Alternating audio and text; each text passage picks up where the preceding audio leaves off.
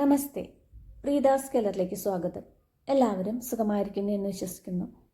ഇന്ന് നമ്മളിവിടെ ഉണ്ടാക്കാൻ പോകുന്നത് ഒരു വെറൈറ്റി ചമ്മന്തിയാണ്. വെണ്ടയ്ക്ക വെച്ചിട്ടുള്ള ചമ്മന്തിയാണ്. ആരെങ്കിലും ഈ വെണ്ടയ്ക്ക ചമ്മന്തി കഴിച്ചിട്ടുണ്ടോ? ഇത് ചോറിനും ദോശയ്ക്കൊക്കെ ഒരുപോലെ പോകുന്ന ഒരു അടിപൊളി ചമ്മന്തി കൂടിയാണ്. അപ്പോൾ വീഡിയോ എല്ലാവരും സ്കിപ്പ് ചെയ്യാതെ കാണുമെന്ന് വിചാരിക്കുന്നു. വീഡിയോ ഇഷ്ടമായിട്ടുണ്ടെങ്കിൽ ഒന്ന് ലൈക്കും ഷെയറും സബ്സ്ക്രൈബും ചെയ്യാൻ മറക്കല്ലേ. എന്നാൽ നമുക്ക് ഈ ചമ്മന്തി എങ്ങനെയാണ് ഉണ്ടാക്കുന്നതെന്ന് നോക്കാം.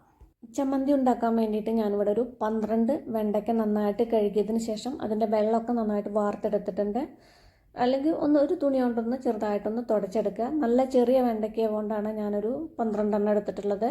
പിന്നെ നിങ്ങൾക്ക് എത്രമാത്രം ചമ്മന്തി ഉണ്ടാക്കണമെങ്കിൽ അതിനനുസരിച്ചിട്ട് വെണ്ടയ്ക്ക എടുത്തോളൂ. ഇനി ഇതിൻ്റെ തലയും വാലൊക്കെ ഒന്ന് കട്ട് ചെയ്ത് കളഞ്ഞിട്ട് ഒന്ന് ചെറുതാക്കിയിട്ടൊന്ന് കട്ട് ചെയ്തെടുത്ത് കൊണ്ടുവരാം.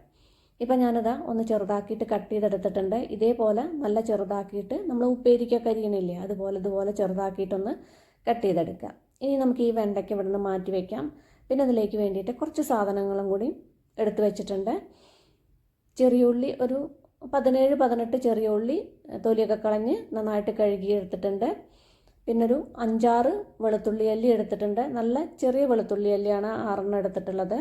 5 വറ്റൽമുളകും എടുത്തിട്ടുണ്ട്. മുളക് നിങ്ങളുടെ എരിവിനനുസരിച്ചിട്ട് എത്ര വേണ്ടെങ്കിൽ അതിനനുസരിച്ചിട്ട് എടുത്തോളൂ. ഇപ്പം നമ്മളിതിൽ കുറച്ച് സാധനങ്ങളെ എടുത്തിട്ടുള്ളൂ, കുറച്ചുകൂടി സാധനങ്ങളുണ്ട്. അത് നമുക്ക് ചേർക്കുന്ന സമയത്ത് പറയാം. ഇനി ഒരു പാൻ വെച്ചിട്ട് അതിലേക്ക് കുറച്ച് വെളിച്ചെണ്ണ ഒഴിച്ച് കൊടുക്കുക. 1 ടേബിൾ സ്പൂണൊക്കെ എണ്ണ മതി.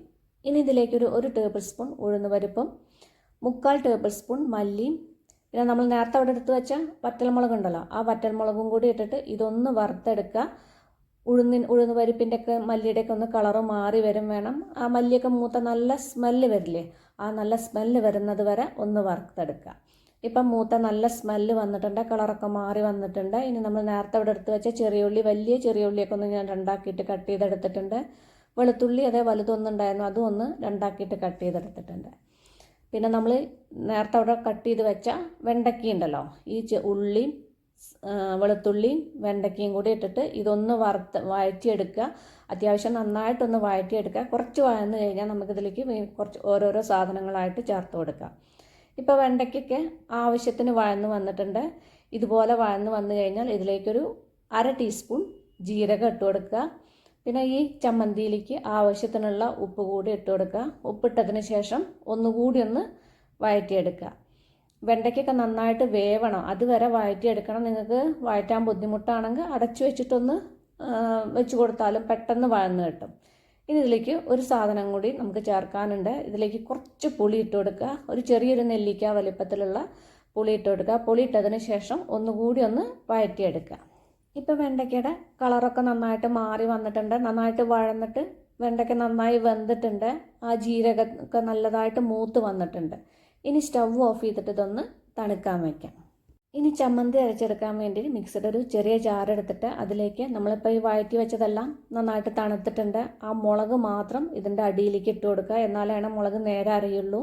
അതുകൊണ്ട് മുളക് മാത്രം അടിയിലിട്ടതിന് ശേഷം ബാക്കി ഉള്ളതെല്ലാം ഉള്ളിയും വെണ്ടയ്ക്കൊക്കെ വഴറ്റിയതുണ്ടല്ലോ അതെല്ലാം ഇതിൻ്റെ മുകളിലേക്ക് ഇട്ട് കൊടുക്കുക. ഇട്ടതിന് ശേഷം ഇതൊന്ന് ചതച്ചെടുക്കുക. വെള്ളമൊന്നും ഒഴിച്ചു കൊടുക്കരുത്, ചെറുതായിട്ടൊന്ന് ചതച്ചെടുക്കുക. നേരെ അരയാൻ പാടില്ല.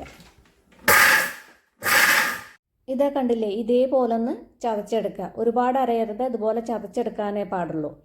ഇനി നമുക്കിതൊരു ബൗളിലേക്ക് മാറ്റാം.